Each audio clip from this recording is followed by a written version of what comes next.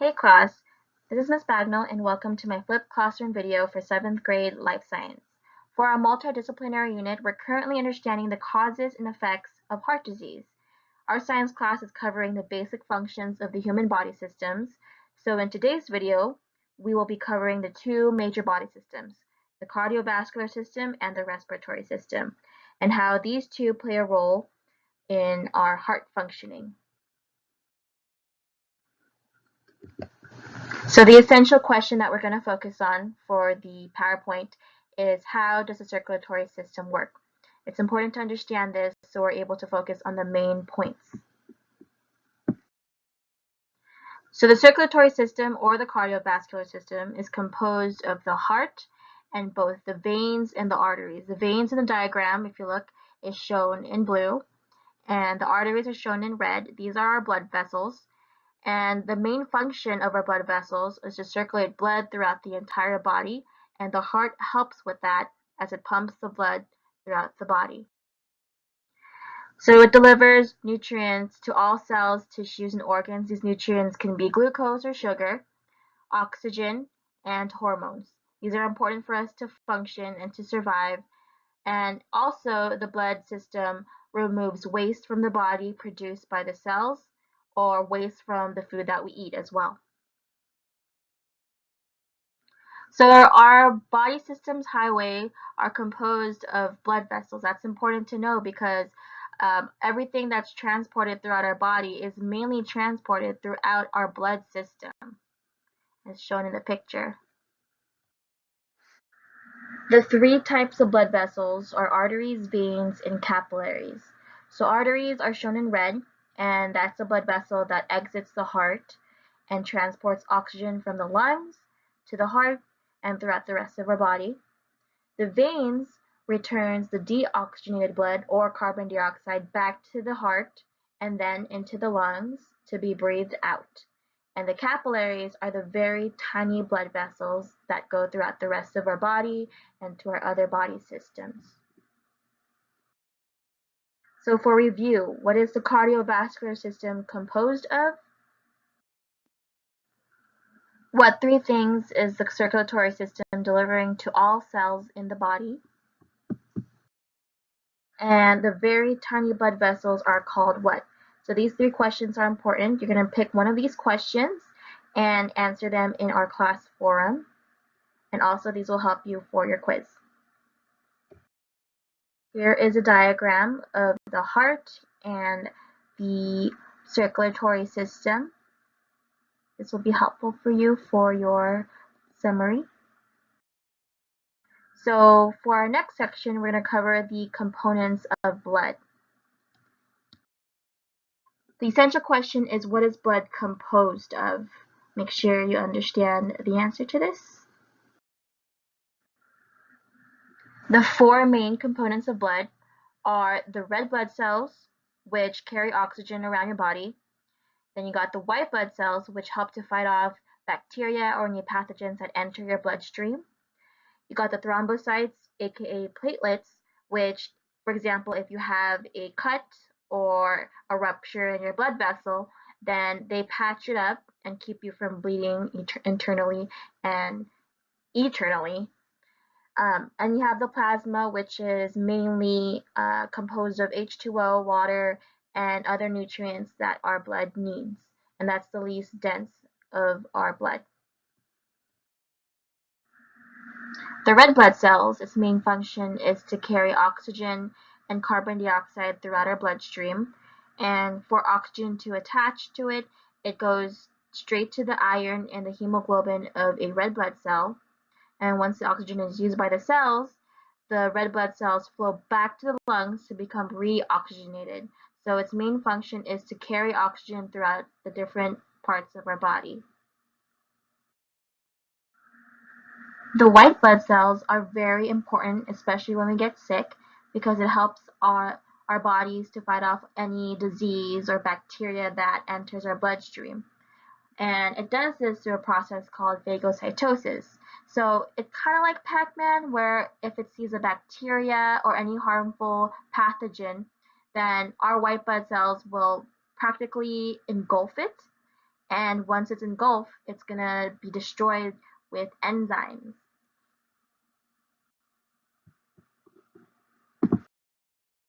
Thrombocytes or platelets help us to prevent blood loss. So this happens, for example, if we have a broken blood vessel wall. And so to prevent us from having internal bleeding, the thrombocytes build up and it causes a formation of a fibrin mesh. And it's going to combine with white blood cells and red blood cells to form a clot that seals the damaged blood vessel. So if we have a clot of some other substance in our blood vessels, the thrombocytes can also build up, and that's what can cause a heart attack. So as I said, plasma is the liquid part of our blood. It's mainly composed of water, which is 70% of it, and it's the least dense, and it has all the nutrients that we need, such as glucose, vitamins, proteins, and fats. So for review, our first question is, what cell in the blood carries oxygen? How do red blood vessels carry oxygen? What cell in the blood fights infection against pathogens? And lastly, our respiratory system works together directly with the cardiovascular system and helps us in transporting oxygen and letting go of carbon dioxide. And it's really important to take care of, because if we don't, then it can affect our heart. The essential question is, how does the respiratory system work? So make sure you focus on that as we go through the next PowerPoint slides. So the pathway of air, the flow of oxygen goes through the following structures. First off, we have the pharynx at the very top, and that's the main part that has to do with our nose and mouth. That's where our oxygen enters and our carbon dioxide comes out. Then we got the larynx, which is found in our throat. That's basically our voice box, which helps us to speak. The trachea is the tube that air flows through. It's not the tube that food goes through. So if food does go down that air pathway, then usually we choke. But the trachea is responsible for transporting the air down into our lungs. So the bronchus is basically the main branches that enter our lungs. We got the bronchioles, kind of like the branching parts of the bronchus. And then the alveoli, which helps directly to work with our bloodstream and transports oxygen to the bloodstream, and also absorbs the carbon dioxide back into the lungs to be breathed out. So there are harmful effects if we don't take care of our respiratory system. For example, if we smoke, then that can affect us in more than one way. It can affect our lungs, and it can also affect our mouth. As you can see, this person has cigarette caused mouth cancer. Here's another picture of that. And here is a picture of someone's lungs. On the left, you have a healthy lung, and on the right, you have a cancerous lung. So healthy lung versus a smoker's lung. As you can see, the healthy lung looks very healthy. It's red, and the smoker's lung looks very not so healthy, and it looks like it's filled with lots of yucky, nasty stuff that you don't want in there. So for review, which structure holds the voice box? Name the tube that connects the larynx to the lungs. And which structure connects the mouth and the nose? So now that we learned about the circulatory system and the respiratory systems, they do work together directly. So the red blood cells in the circulatory system basically pick up oxygen from the alveoli in the respiratory system. And the waste products by cells, such as carbon dioxide in the veins, is taken to the alveoli and lungs to be breathed out. Name the larger branches of the respiratory system that stems from the trachea. How do the circulatory systems and the respiratory system work together? So for resources, We have our Edmodo classroom site, and this will help you in providing instructional resources such as videos, quizzes, and assignments that you must complete.